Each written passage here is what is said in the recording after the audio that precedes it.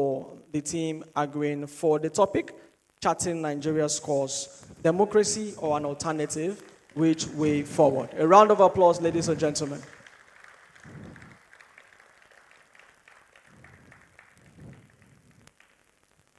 To deny people their human rights is to challenge the very existence of their humanity, says Nelson Mandela. Good day, everyone. Distinguished ladies and gentlemen, all protocols duly observed. My name is Ori Funkelawa, and today I am speaking for the motion that democracy is better than all other alternatives for the benefit of Nigeria's economic future. Why democracy? Why democracy? When I hear you say, why democracy? I hear you ask me, why should your voice count? Why should you matter? Who is your father? Who is your mother? Why exactly should your voice matter in the grand scheme of things? Why do you need freedom of right, of expression, of religion, of belief, of enterprise? Exactly why? Well, if not democracy, what would it be? I know my opponents would dare not mention authoritarianism. Authoritarianism? Many people in this audience today have experienced the brunt of authoritarian rule and will consider it a gross nightmare to even go back to those ages. Am I right or am I right? Now, if we don't go through authoritarianism, my opponents also, or anybody here might want to consider, oh, let's look at regional government. Again, been there. We have done that. I want you to remember that the reason we are here today is because Nigeria has gone through different systems of government. Democracy is not a conversation of convenience. It is a conversation of necessity, of life and of death, of your life or your death, God forbid. Now, when we talk about democracy, one of the things we see is that we are sure that we can be safe. Delegiwa and Skensariwa were people like you and I who were brutally murdered simply because they dared to have a voice like you. These people could have been your fathers, your uncles, your brothers, and they could have been you. We look at Jimmy Lawal, who could have been Africa's Elon Musk, and he will be joining us here today. Risola Abiola, I am very sorry about the death of MKO, but I know that if democracy had come earlier, it would not have needed to die that kind of death. So tell me, what exactly benefit of other systems of government? I know my opponents will come and tell you about tales of woes and foes, about why democracy doesn't work. But I tell you that democracy is the only system that has the ability to self-check itself, to self-correct itself. It's the only system that has the ability to be accountable. And it is the only reason why you can go to the polls every 4 years to decide with you. I'm going to leave you with this question. Do you want a person that serves you? Do you want a person who serves you? Or do you want a person you will serve? Thank you. Thank you very much. The next speaker, please.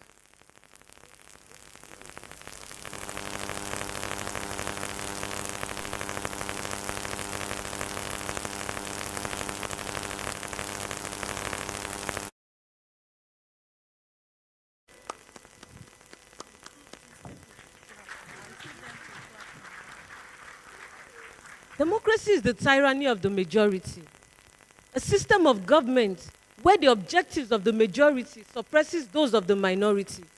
These are the words of Alexis de Tocqueville. So I ask a simple question today. How have we fared in handling the tyranny of the majority? My name is Oluwatomi Simbamiduro, and I'm here to chart Nigeria's course while standing on the notion that an alternative system of government is what Nigeria needs, not democracy. Democracy is the rule of the mob, where everyone is expected to move in a certain direction, and whosoever dares to think outside of that direction is considered an enemy of the mob.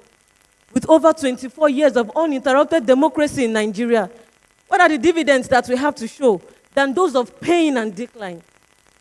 Do we talk about the slow decision-making process in a democratic system of government? Due to the bureaucracy of democracy, in a fast-paced world where prompt decisions are essential in ensuring economic growth and development. How about the high cost of governance in a democratic system of government, where the resources that should go into national development are being used to fund exorbitant government offices? IMF has even reported Nigeria as one of the countries with the highest cost of governance in the world. Yet, our health systems lie in ruins. We also cannot close our eyes to the lackadaisical attitude of our people towards law and order in the democratic system of government. Are many not quick to damn the consequences in the democratic system of government due to the lack of adequate enforcement, leading to chaos and lack of regard for the rule of law? By the way, did you know that Abraham Lincoln was tagged a ruler, a tyrant, because he trampled on the rule of law? Some even argued that his actions, such as suspending the writs of habeas corpus, imposing martial laws, and expanding presidential powers, they all exceeded the executive authority in the constitution. Yet he did it. He did it to bring his people out of poverty.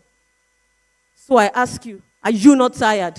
Are you not tired of a system of government that permits snake to swallow 36 million? Monkey and gorilla to elope with 70 million naira each? And termites to storm the NSITF to eat up over 17 billion naira? When we have 20 million out-of-school children. I put it to you, how democratic is the democratic system of government in Nigeria? In closing, to chart Nigeria's course, we need to do away with sentiment, focus on the peculiarities of Nigeria's challenges, and think of an alternative system of government that would put an end to Nigeria's challenges. I would say that whatever system of government that would give room to the building of strong institutions, such as technocracy, is what I endorse. Thank you. Round of applause for her. Remember, the audience, you are the judges at the end of this. The next debater, please.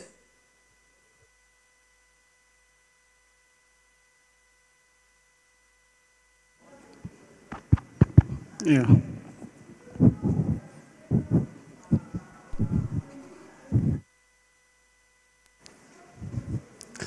Good day, esteemed audience. My name is Olaniran Olabisi, and I'm standing here today before Dude that we have to even debate whether to continue with this current democratic dispensation or even jettison it for other alternatives that we've practiced in the past that didn't work for us. You see, it is an academic crinkum crankum that we are doing here, or if you like, an academic igeaga. Because what child, after having tasted honey, goes back to taking bitter agbo? This is what our friends from the other side are trying to preach to us today. And I sympathize with them. It is very hard to market a bad product. You know, she was very quick to talk about the tyranny of the few. And this tyranny of the few, the biggest example they have is of China, which they think works. But I think China sucks. Because sometimes bad systems seems to work, but good system works all the time. And China does not trump the good system of the United States of America, a 248-year-old democratic nation with a $19 trillion more advanced economy. So it means that with the liberties and the rights of an average American, they still trump China, the poster country of our proponent of non-democratic nation. Ladies and gentlemen, I'm not saying democracy as it is a perfect system. No human system is. However, democracy works for us. Democracy works for Lagos. Pre-1998, Lagos was a huge pile of debt. It took strong, successive democratic governments like Tinubu, Fashola, Ambode, and Sanwo-Olu to strengthen our institutions, giving us agencies like Lamata that just delivered the red line and the blue line rails. We have agencies like Lamata, Lasera, Lasrera, Lasimra, Loma, making Lagos cleaner. And all of these agencies and our departments and ministries combined and worked together to give Lagos the 7th largest economy. Lagos has had it best during democratic governments. LATEEF Jakande had unprecedented achievements in his 4 years. And in fact, he gave us the blueprint of Lagos. And that is why our eponymous academy is named after the great man. Ladies and gentlemen, I'm by no means saying democracy is a perfect system. But any system, under any guise, under any view that seems to relegate the powers, the prosperity, and the rule of law of a whole nation in the whims and caprices of one man or a few strong men is bound to fail. And we have examples around us in Mali, in Myanmar, in North Korea, in South Sudan, and also on. Thank you very much for giving me audience. God bless you. Thank you very much. We would like to take our next debater, please. Stephen Ola.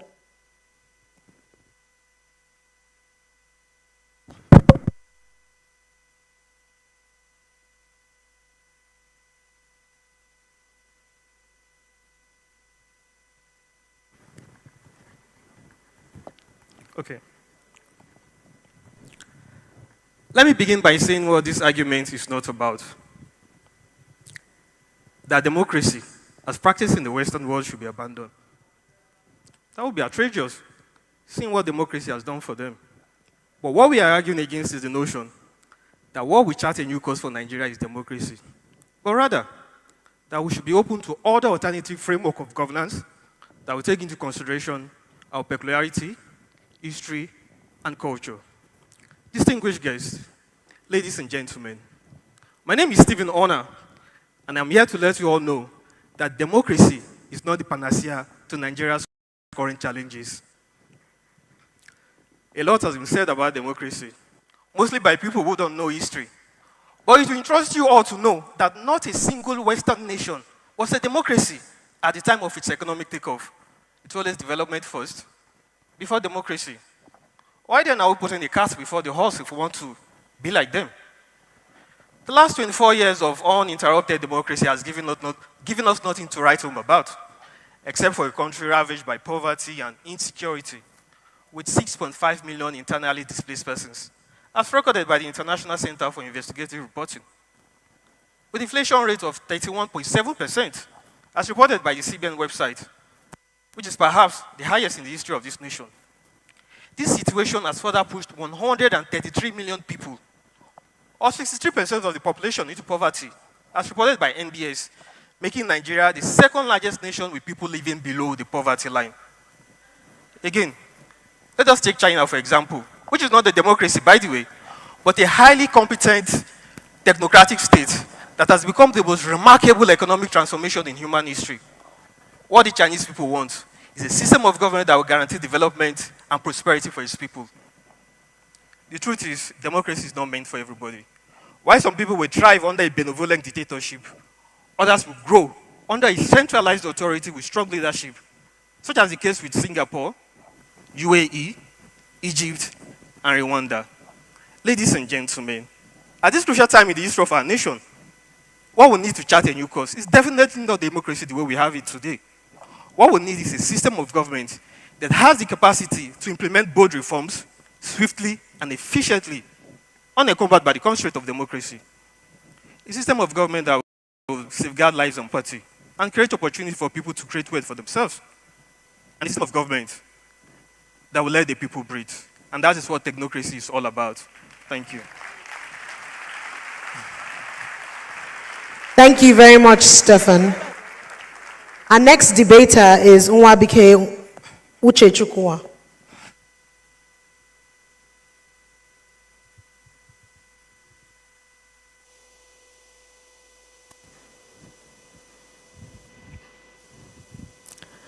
Good day, distinguished ladies and gentlemen.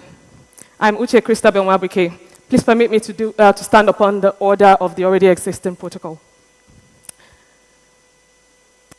While the opposition experiments with theoreticals, permit me to remind us again that this argument is about the way forward for Nigeria, our dearly beloved country. Therefore, when we say way forward, we're referring to economic development, infrastructural advancement, not theoretical experiments. Much has been said in that direction, and, or rather, much has been said in the theoretical direction. And the crux of that argument tends to be that we need strong men with absolute powers to marshal our national economic destiny to the permanent site. But let me tell you the lopsided nature of that argument. The reason it's lopsided is humans are inherently selfish. So you give that power, you give power over the multitude to one person or to a few, and I guarantee you, matter of fact, history guarantees you that they will wield it in the exact direction of their own stomach infrastructure, as we have seen in many examples in time past. So in the words of Karl Neighbor, man's selfish inclinations to injustice is what necessitates democracies in absolutely every nation. And come to think of it, if these leaders that they are advocating for are that strong and effective, they claim democracy has been weak. If you claim to be strong, what do? You jump in the ring and you fight alongside those who are there. So what stops their so-called leaders from getting in the democratic process and participating like every other leader is doing? If you have workings, show them. Speaking of workings, did you know that contrary to what has been argued, Nigeria's economy, and I mean our gross domestic product, has seen a whooping average annual increase of 6.8% over the last 25 years of democratic rule, as against a miserly 2.7% in alternative rulership systems we have seen in Nigeria. Just in case you're still doubting, did you also know that the Nigerian Bureau of Statistics records that our gross national income has seen a 400% increase in that same time frame of democratic rule? I bet they didn't mention that. But just in case you're thinking that the change stops at the top, let's bring it to income levels per head. We have experienced 4 upward reviews of the national minimum wage during democratic rule, as against the miserly 2, which a lot of bloodshed and clamoring accompanied during military rule. I'll say no more in that direction, but I'm sure from these facts, it's already necessary, or should I say from the workings I have shown, it's already evident that our freedom of enterprise has engendered gross economic development in a fast accelerating pace. And this is not the time to be arguing theoretically about interrupting our momentum. I'll leave you with these words, ladies and gentlemen. The rainbow we seek for our nation's economy, you and you and you and I, we are the colors that make up that rainbow. We seek a system, we have a system and seek to keep it in place where people are free to contribute economically to their utmost, highest potential. We deserve as a people to live in a society where we can go to our highest capacities, contributing to the growth that we want to see in this nation. And our democracy is what will give us that. National advancement is a shared responsibility, and you deserve a right to participate to your fullest. So choose wisely. Choose democracy. Thank you. Okay. Both teams definitely came in guns blazing. We would like to please invite Temitope, our last debater, to the stage.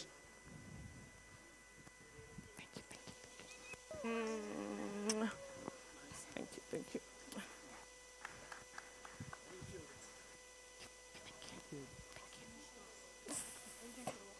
Yes, thank you. Oh, sound. Thank you, Thompson.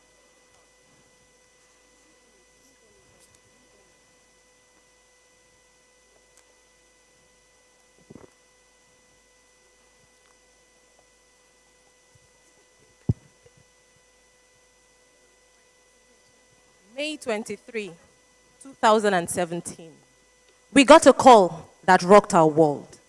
The woman who raised my husband in the first 6 years of his life was brutally raped and murdered on her farm by violent headsmen. 7 years later, not a single soul has been brought to book. And you say democracy as it is now has done us good?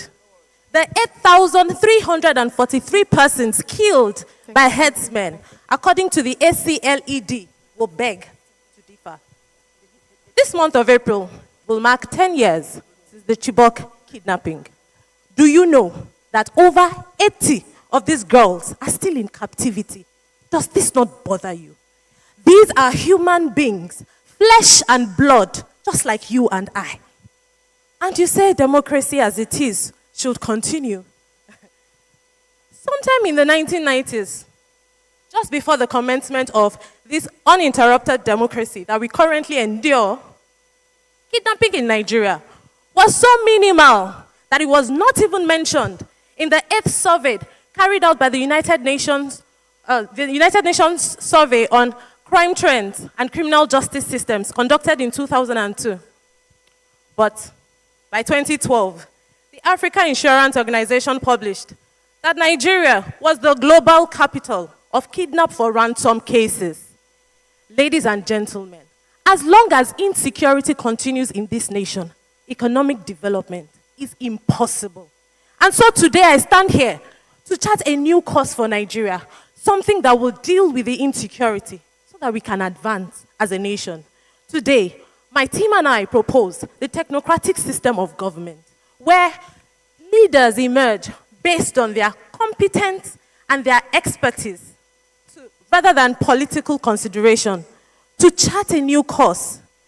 Give these leaders the opportunity to chart the economic and developmental state of the nation for however long they need, as long as they produce results, because the technocratic system produces results. You see, the Romans understood the limitations of democracy. And so when they overthrew the Greek Empire, they made sure that they had a buffer system in place to their republic. They created a structure where power can be handed over to a strong leader to lead them out of turbulence or insecurity and take them back to a place of peace. Now, my definition of a strong man is not necessarily a dictatorship or an authoritarian. No. A strong leader is anyone who has the ability to lift Nigeria from its knees to a place of global relevance. That's what we need as a nation, to emerge once again as the giant of Africa that we truly are. The technocratic system of government gives us one very important thing: results. Women can go to their farms without fear of being brutally raped or murdered. Children can go to school without fear of being kidnapped. Children can go to bed without feeling hungry. We are saying we want Nigerians, every Nigerian, to stand up with their heads held up high, to say, I am a Nigerian. My name is Temitope Omoakalen, and the simple course I am charting for Nigeria today is the technocratic system of government. Thank you. A round of applause, please. I would like to bring to everyone's attention that these 6 debaters who just spoke are current fellows of the LATEEF Jakande Leadership Academy. A round of applause for them, please. Now, we didn't come here to fight. However, we need to decide who the winners are. And I would like the audience to please make their call. Team A, we had Orifunke, Olaniro, and Uwabike. Team B, we had Oluwatomisin, Stefan, and Temitokwe. All in favor of Team A. Can I get an aye? Wow. All in favor of Team B. Can I get an aye? Aye. I guess it's safe to say that we are definitely against democracy. A round of applause for all our debaters, please.